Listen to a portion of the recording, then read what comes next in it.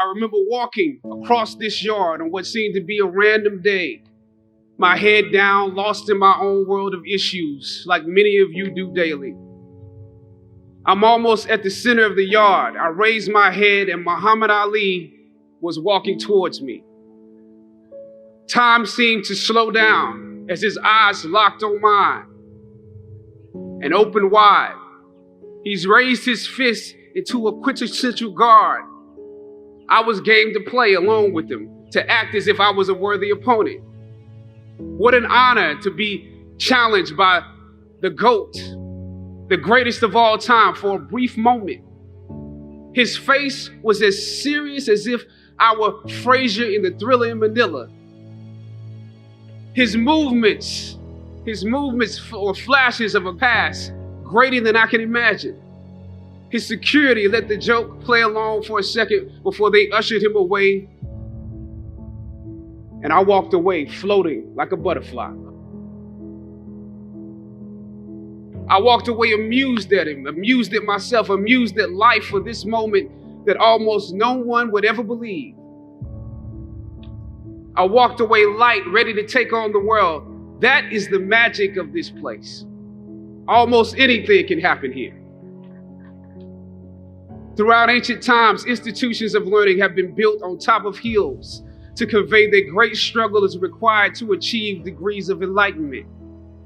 Each of you had your own unique difficulties with the hill. For some of you, the challenge was academics. And I want to say something to that. You know, sometimes your grades don't give a real indication of what your greatness might be. For others, it was financial. You and your family struggled to make ends meet. You had to work an extra job or two, but you're here. For a lot of you, your hardest struggle was social. Some of you never fit in. You were never as cool and as popular as you wanted to be, and it bothers you. So your social struggles here became psychological. Even though you made it up the hill, you carry the baggage of rejection with you, but you're here. Or some of you went through something traumatic. You made it to the top of the hill, but not without scars and bruises. Some of you fit in too much. You waited until the last minute to do your best work, and it's a wonder that you made it up the hill at all because you carry the baggage of too much acceptance. Most of you graduating here today struggled against one or more of the impediments or obstacles I mentioned in order to reach this hilltop. When completing a long climb, one first experiences dizziness, disorientation, and shortness of breath due to the high altitude. But once you become accustomed to the climb, your mind opens up to the tranquility of the triumph. Most of you need some realizations because right now you have some big decisions to make.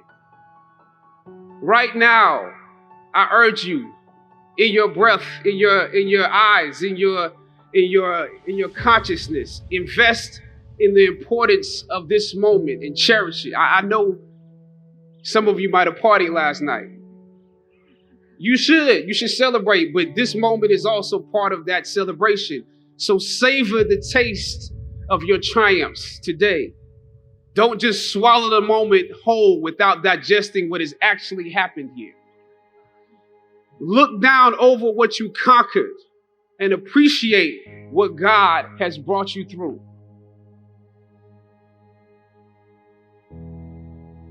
I was on a roll when I entered the system of entertainment, theater, television, and film.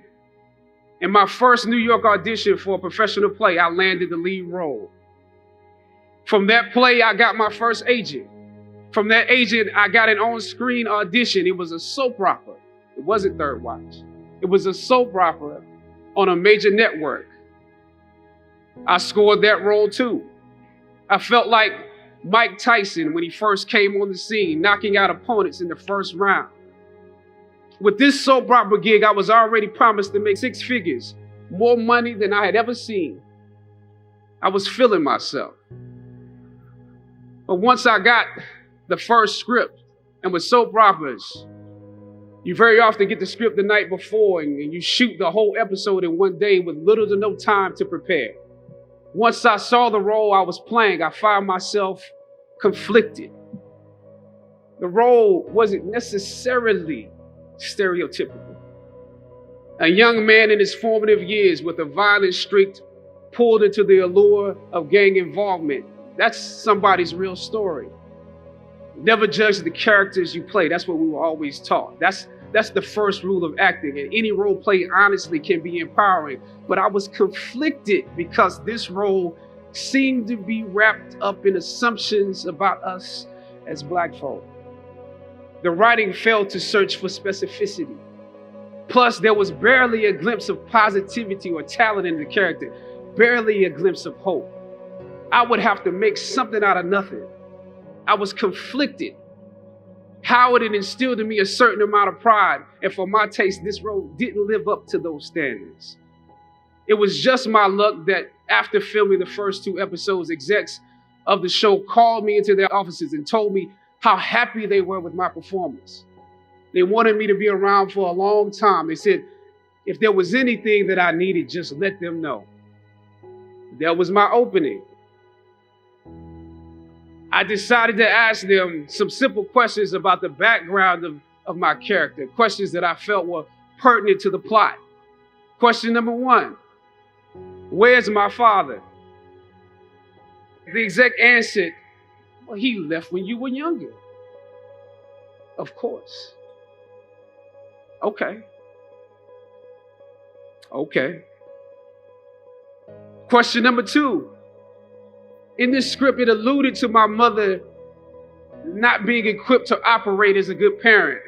So why exactly would my little brother and I have to go into foster care? Matter of factly, he answered, well, of course, she's on heroin. That could be real, I guess. But I didn't want to assume that's what it was. If we're around here assuming that the Black characters in the show are criminals, on drugs and deadbeat parents, then that would probably be stereotypical, wouldn't it? That word stereotypical lingered. One of the execs pulled out my resume and began studying it. The other exec wore a smile, trying to live up to what they had promised me only a few moments before. If there's anything you need, just let us know. She said, as you have seen, things move really fast around here. But we are more than happy to connect you with the writers if you have suggestions. Yeah, I said, that would be great. I said, because I'm just trying to do my homework on this. I didn't know if you guys had decided on all the facts, but maybe there's some things we could come up with, some talent or gift that we can build. Maybe he's really good at math or something. He has to be active. I'm doing my best not to play this character like a victim. So you went to Howard University, huh? The exec holding my resume interrupted, peeking over the pages. Yes, I said proudly. He slid my resume back in his desk and said, thank you for your concerns. We'll be watching you. I left the office. I shot the episode I had come in to shoot on that day. Probably the best one I did out of the 3 because I got what was bothering me off my chest. I was let go from that job on the next day. Phone call from my agent. They decided to go another way.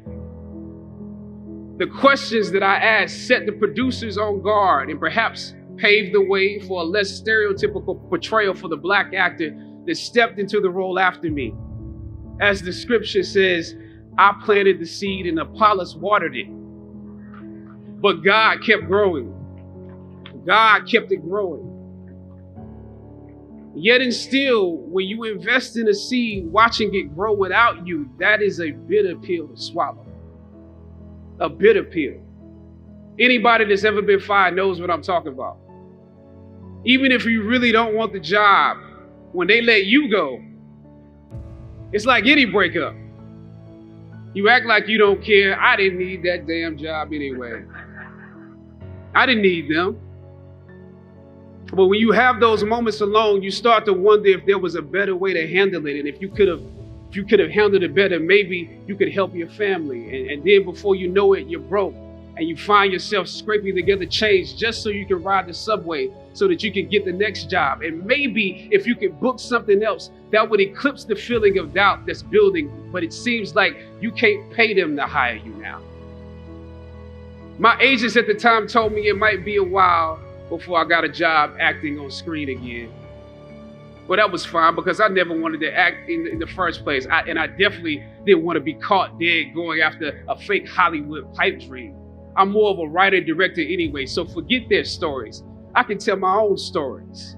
As conflicted as I was before I lost the job, as adamant as I was about the need to speak truth to power, I found myself even more conflicted afterwards. Sometimes you need to get knocked down before you can really figure out what your fight is and how you need to fight it. At some point, my mind reverted back to my experiences here, to the professors that challenged me and struggled against me. Finally, I thought of Ali in the middle of the yard, in his elder years, drawing from his victories and his losses. At that moment, I realized something new about the greatness of Ali and how he carried his crown.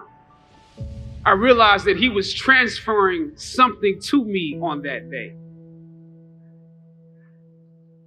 He was transferring the spirit of the fighter to me. Sometimes you need to feel the pain and sting of defeat to activate the real passion and purpose that God predestined inside of you. God says in Jeremiah, I know the plans I have for you. Plans to prosper you and not to harm you. Plans to give you hope and a future. Hear me well on this day. When you have reached the hilltop and you are deciding on next jobs, next steps, careers, further education, you would rather find purpose than a job or a career. Purpose crosses disciplines. Purpose is an essential element of you. It is the reason you are on the planet at this particular time in history. Your very existence is wrapped up in the things you are here to fulfill. Whatever you choose for a career path, remember the struggles along the way are only meant to shape you for your purpose.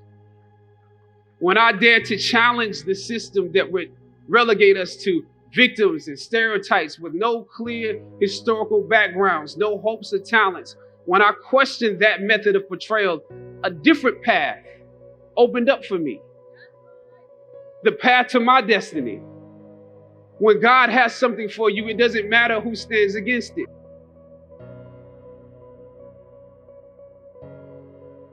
God will move someone that's holding you back away from a door and put someone there who will open it for you. If it's meant for you,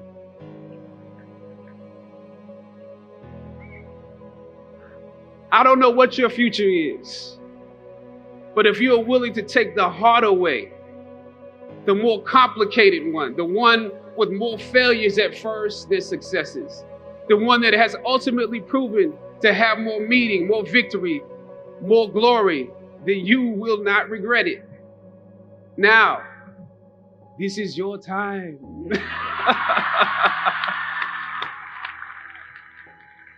The light of new realization shines on you today. Howard's legacy is not wrapped up in the money that you will make, but the challenges that you choose to confront. As you commit to your past, press on with pride and press on with purpose. God bless you. I love you, Howard. Howard forever.